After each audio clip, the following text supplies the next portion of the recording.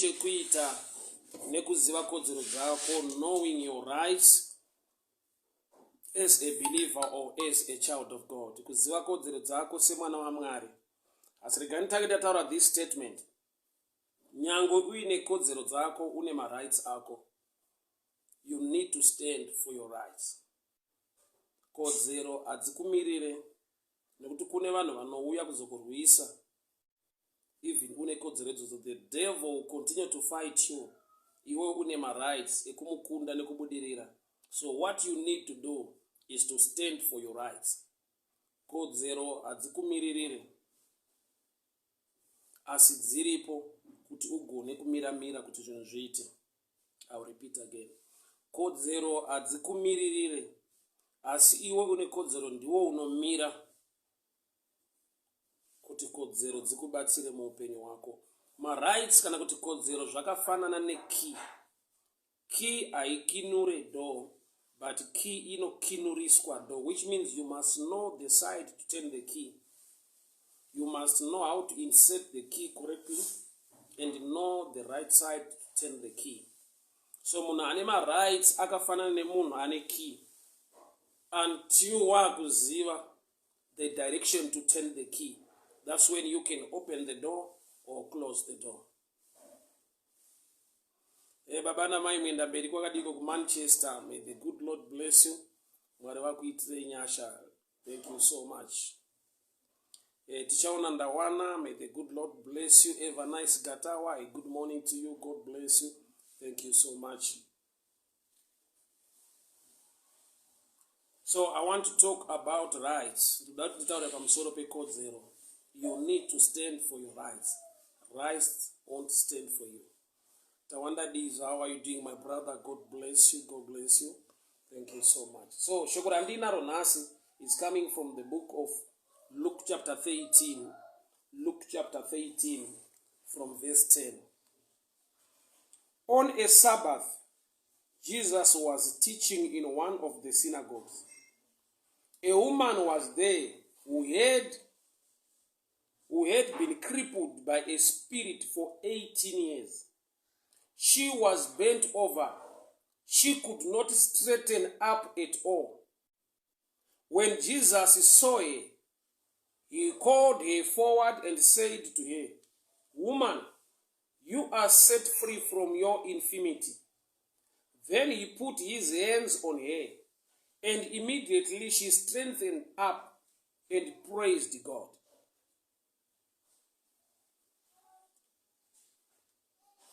But because Jesus had healed on the Sabbath in the synagogue, the ruler said to the people, "There are 6 days for work. So come and be healed on those 6 days, not on the Sabbath."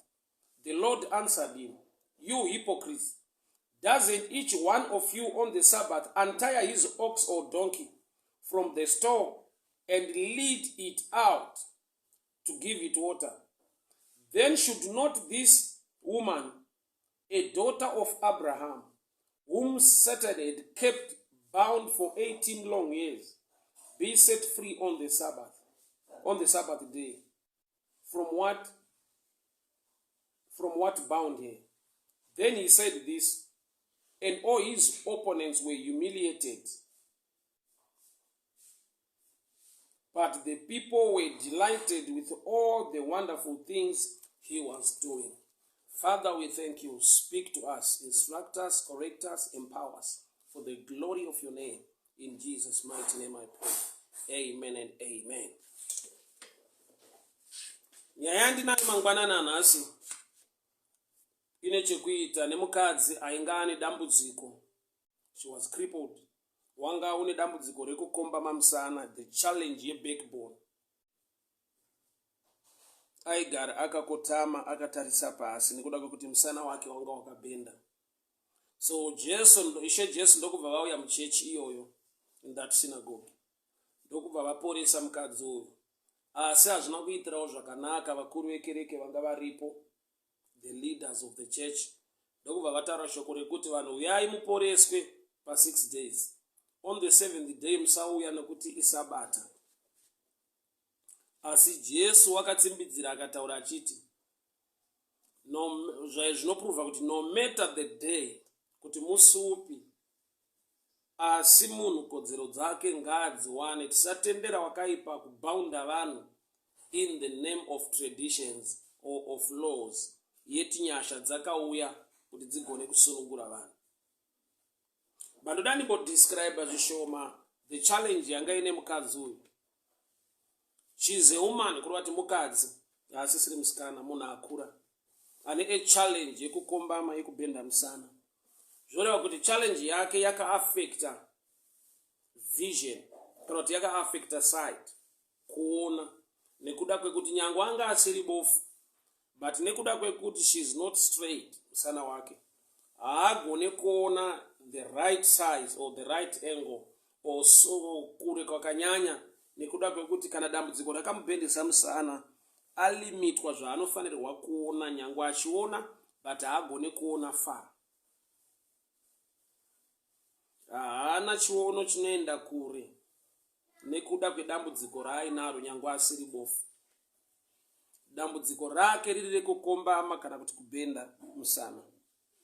Remember kuti kana ari mukadzi, munhu anogona kunge achizoroorwa kuti azovawo nepamiri, azovawo nemwana. So dambudziko rake kana rakamukombamisa facing downwards, which means challenge iyo yaigona kudzivisa zvakare kuti ave productive, nekuda kwekuti paanogona kuzotakura mimba iye agara akakotama, akabhenda, akatarisa pasi, backbone yake haigone kumubatsira to carry the pregnancy. So challenge yaka-affecta vision, ika-affecta production. Vision and production. But nemumwe musi ari muchechi on a Sabbath day. Sabata uri musi wekuti vanhu havaite basa, vanozorora. Jesu ndokubva auya kuzoporesa mukadzi uyu. But nhau yekuporeswa kwemukadzi uyu ine shoko randiitira zvakanaka, raita kuti izwi kana kuti zita randiitira zvakanaka. Jesu achitaura achiti, is she not the daughter of Abraham, whom the devil is bound for 18 years? Haasi here mwanasikana waAbrahama anetswa nemweya yetsvina kwemakore anoita 18. In other words, Jesu ari kuti kana ari mwana waAbrahama, hatichatarisa nyaya yemusi wamuri kutaura kuti nhasi harisiro the right day nokuti isabata. Nokuti Jesu paari kutaura pamusoro paAbrahama, ari kutaura pamusoro penyasha. Remember, law came through Moses paMount Sinai. So which means before Moses, kusina law, that was a dimension of grace. Law came through Moses. So mirau yese, zvigazi zvese zvanga zviripo zvakauya naMoses.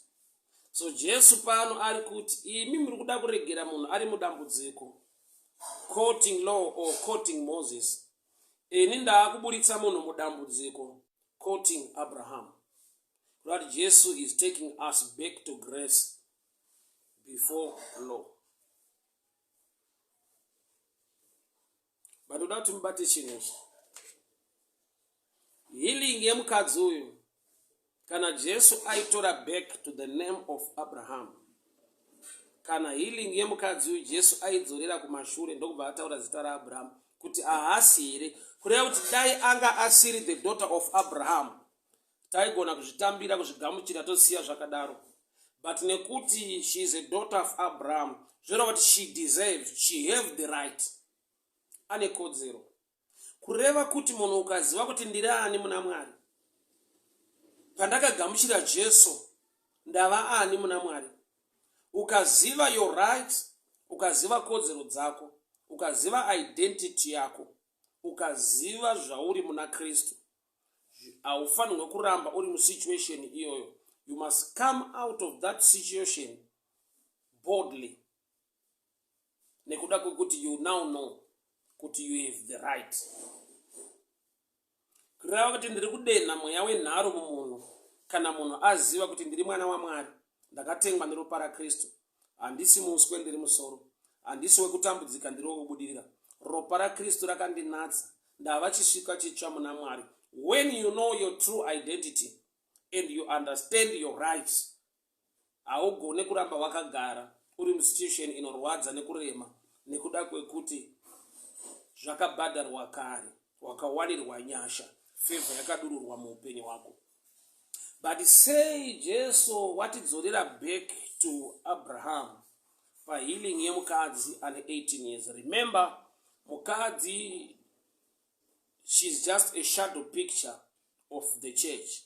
Say ndichifananidzira mukadzi nechurch inhau yekuti Jesu ndiye murume, ndiye chikomba chekereke.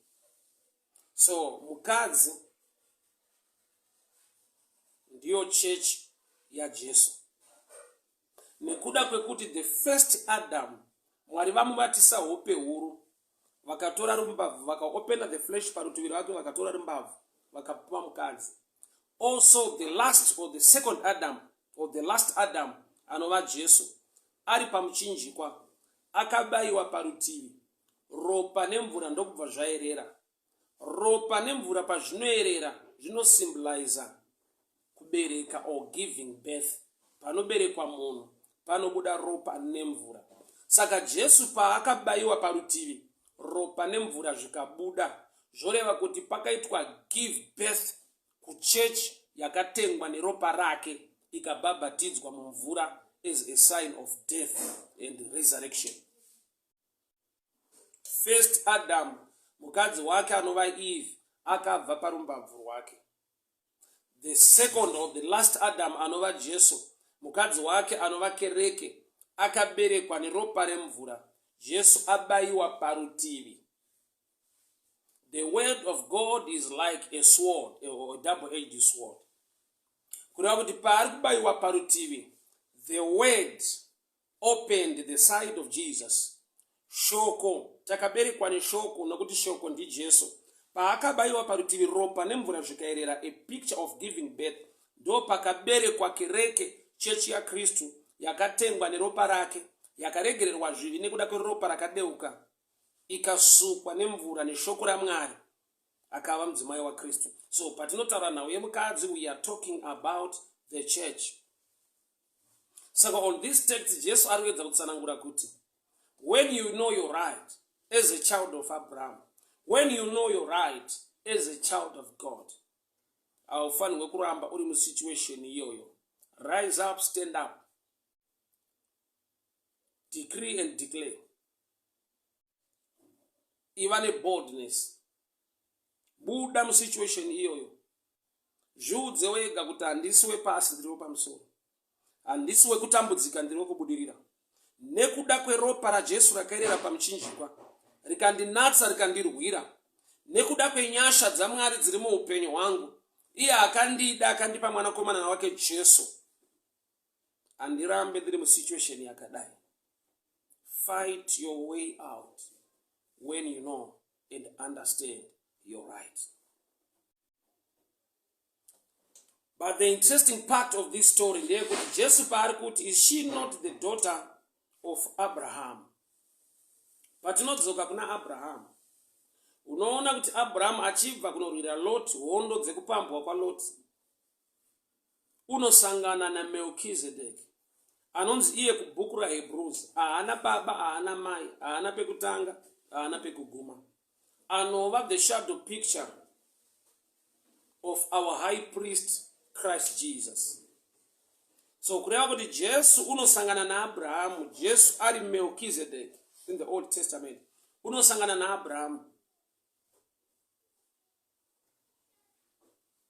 Abraham owns a tenth, just get number 10, owns a tenth as a tithe, achipa kuna Melchizedek. Melchizedek unotora chingwa ne wine. Why? Nekuda kwekuti identity, Jesu ndiye chingwa, the bread of life. Ropa rake ndo wine yesungano itsva. So bread and wine, the body of Christ, we all understand this by Easter, when paoneta chijigone kudi, but we take bread and wine as to remember him. So Melchizedek paano yani chingwa ne wine achipa kuna Abraham. Abraham achipa a tenth. Pane a picture pano yekuti Abraham uri kusangana na Kristu. obhadhara a tenth kana kuti opa a tenth. So uyu kana ari mwanasikana waAbhurahama abatwa nemweya yetsvina for 18 years. Chapa Jesu kuita nharo kuti nyangwe riri sabata munhu ngaapore inhauye kuti mukadzi uyu anga overdue, anga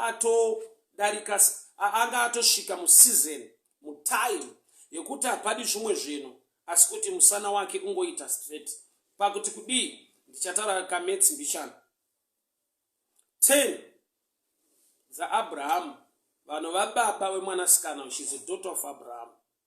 10 dzaAbhurahama ne18 years dzine musikana uyu tikadzisanganisa. Remember, our God is a God of multiplication. Mazwi anobuda mumuromo waMwari. Vasika munhu vanoti be fruitful and multiply. Language yedenga ine zvikuru sei nechekuita nemultiplication. Mwari vanoti be fruitful and multiply. So Mwari kana vachitaura nemunhu vanotaura kazhinji pamusoro multiplication. So 10 dzaAbhurahama times 18 dzarwara kana kuti dzaita dambudziko mukadzi uyu dzinotipa 180. Tikachienda now kuti 180 degrees dzinorepresenta a straight line. A straight line is 180 degrees. So mukadzi uyu ane dambudziko rekubhenda kana kuti kukombama musana. Zvoreva kuti maybe anga achioperata at 45 degrees. Maybe ari pa 30, maybe ari pa 60 nokuti wakakombama akabhenda. So kuti ave straight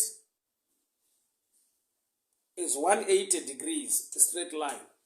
Anofanirwa kunge achinzwisisa kana kuti achitora zvakaitwa nababa vake Abraham vachipa kuna Melchizedek kuna Kristu. Saka akaziva zvakaitwa naAbhurahama muna Kristu, anobva aziva kuti makore andagara 18 years ini ndiri mwana waAbhurahama. 10 times 18 is 180, which give us a straight line. 180 degrees is a straight line. Kureva kuti Jesu ari kuti mukadzi uyu haafanirwe kunge akabhenda musana nekuda kwekuti baba vake Abraham vakaita zvinoita kuti agone kuva straight. Kurati dambudziko harifanirwe kudarika gore rino. Gore rino randa Jesu paatosvika pane mukadzi uyu ane 18 years. Zvoreva kuti mu18 wasvika panguva yekuti the devil haachagona kupfuurira mberi achikupa dambudziko iroro nekuda kwekuti 18 by 10 180 degrees is a straight line. Zvoreva kuti mukadzi waakufanirwa kusimuka whether wanamatirwa wabatwa musoro, but by the knowledge and the understanding yekuti uri the daughter of Abraham who paid 10. By your 18 you are in the right season, in the right time to stand up, to rise up, to straighten up. I don't know whom I'm talking to, but nekuda kwezvakaitwa naJesu pamuchinjikwa, you are in the right season, you are in the right time. The devil must not continue to torment your business, your marriage, your career, your children. Why? Nekuda kwekuti basa rakabatwa pamuchinjikwa, basa rakaitwa na Kristu pamuchinjikwa on your behalf, rakakupa kodzero dzekubudirira. Vose vakamugamuchira akavapa simba rekuti vanze vana vaMwari ivo vanotenda muzita rake. So muna Kristu mune marights, mune kodzero dzatinofanirwa kuti kana taamari dziflow, dzibate muupenyu hwedu zvinhu zviendeke. Handisi wekutambudzika, ndiri wekubudira. No matter nyika yamira zvakaita sei, it's over. For now I know and understand the rights I have in Christ Jesus. Zvanzi haasi here mwanasikana, the daughter of Abraham, anetswa naSatani, akombamiswa nekubhendeswa musana. Saka pavanoti aiwa mazuva ekuporeswa ariko, not on this Sabbath. They are failing to understand kuti even on that Sabbath day is the right day. Nekuda kwekuti makore ake nguva yake yakwana. Zvoreva kuti muupenyu inonzi nguva yako kana kuti nguva iyi haichaita. kana nguva yatiri hazviite kuti zvako zviite. It's not the right time, it's not the right season. Remember, God is good all the time. All the time, God is good. You are in the right season to make it. You are in the right season to achieve whatever goal you desire. Hakuna nguva ichanzi ichazoita. Utori museason yacho when you understand basa rakabatwa pamuchinjikwa uye zvazvinoreva muupenyu hwako. When you know your rights.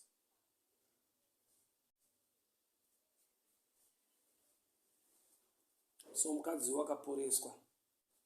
Jesu ataura izwi rekuti, is she not the daughter of Abraham? Saka wewe unomubvunza muupenyu, are you not the daughter of Abraham? Bible wrote tiri vana vaAbrahama nekutenda. Are we not? Hatisi here vana vaAbraham by faith. Hatisi vana vaMwari here kuburikidza naKristu Jesu. So when you know your family, when you know your father, mafungiro ako anofanirwa kuvandudzwa. Pane zvinofanirwa kuchinja nekuda kwokuti une zvawaakuziva nekuda kwemhuri yaunobva. Pane zvaunofunga nekuziva. I'll give you an example. Totora vana vapresident. Baba vavo pavanongova president, pavanoitwa votini vova president. Reasoning yavo inofanirwa kuvandudzwa. Baba vavo pavaimbovawo a civilian or munhuwo asina a position in the government, vane zvavaifunga, vane zvavaiita semhuri. But baba kana vaa mugovernment, baba vaa president, pfungwa dzevana dzinofanirwa kushifta kubva kumentality yemacitizen, yemacivilian, vova nepfungwa yeumambo, vooperator nekuita zvinhu pagreat dimension.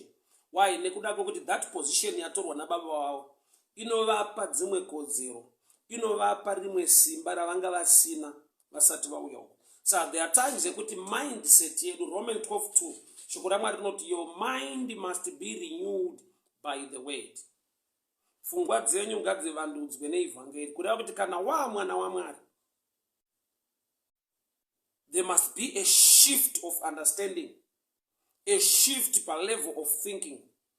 Why? Nekuda kwokuti baba vako, he owns everything. Nyika nekuzara kwayo ruoko rwaJehovha.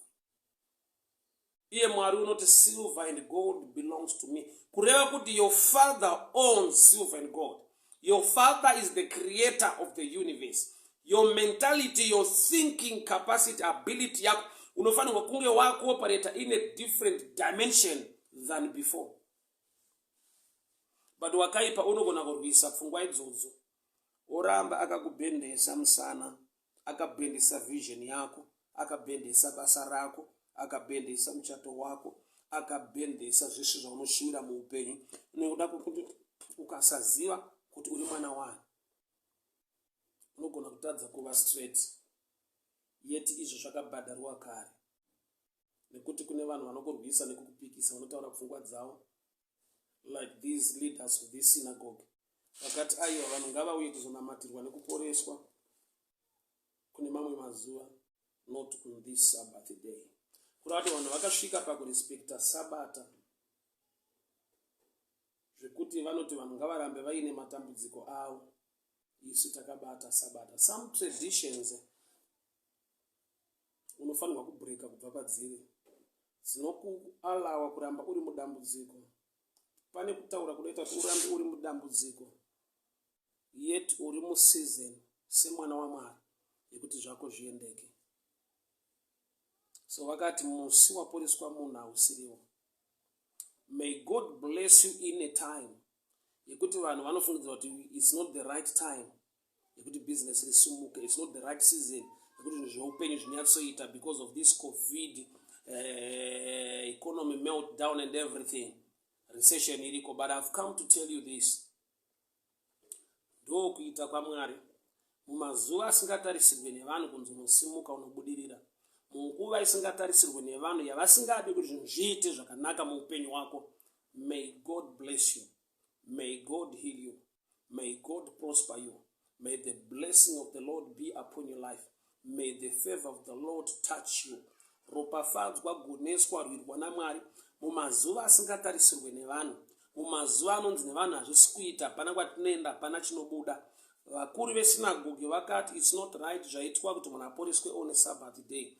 Asi Jesu ndokubva amiririra, haana kukansela healing yemunhu. Mwari ngaakuropafadze to an extent yekuti vanhu vachitarisa nguva nemazuva atiri vanofungidzira kuti it's not real, kana kuti pane chitsotsi chawaita, kana kuti haasi Mwari, une zvimwe zvauri kuita. May God bless you in such a season yekuti vanhu ngavashamisike, nokuti zvikasashamisa haasi Mwari, nokuti iye Mwari unonzi zvishamisa, muchinda werugare. May the good Lord bless you in season and out of season, in the right time or in bad times. May the blessing and the favor of God locate you. Mwari vakuitire nyasha zvikuru, Mwari vakuropafadzei. You have the right to live a good life. Why? He died for you. Ndiye wakatora kutukwa akakupa ropafadzo. Ndiye wakabayiwa parutivi ukava nemavanga mumaoko kuti uye wakaporeswa. Healing is your portion in the name of Jesus. Prosperity is your portion in the name of Jesus. Favor is your portion in the name of Jesus. No matter the season, no matter the time, you are a child of God who is good all the times. Mwari ngavakupe kukunda pahondo dzako. Mwari ngavakupe favor vakurwire.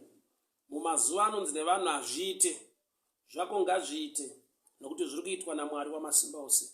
Semwana waMwari gamuchira nyasha nefavor mangwanani ano. Mwari vakuropafadzei, Mwari vakuchengetei, Mwari vakugonesei. May the good Lord bless you. May the good Lord favor you. May the covering and the blessing of the Lord be upon your life this morning. In the mighty name of Jesus. Amen and amen. Father, I pray for your mercy, for your grace, and for your favor. Mumazuva anorema akaoma kudai, muri Mwari wakanaka, muri mutsvene wakatendeka, muri Mwari wamasimba ose. Ava vana venyu Jehovha ngavarangarirwe nemi. Nyasha dzenyu ngadzidirirwe mune zvavanobata, pamhuri dzavo nemabasa avanobata. Favor yenyu Mwari ive pamusoro peupenyu hwavo. Mumazuva akaoma anorema akadai, ngavasangane nerudo nenyasha dzenyu. Muzita neropa raJesu Kristu eNazareta. Amen and amen. So happy to see you, people of God. May the good Lord bless you. Mwari vakuitire nyasha zvikuru. Sorry nekuda kwema challenges in network.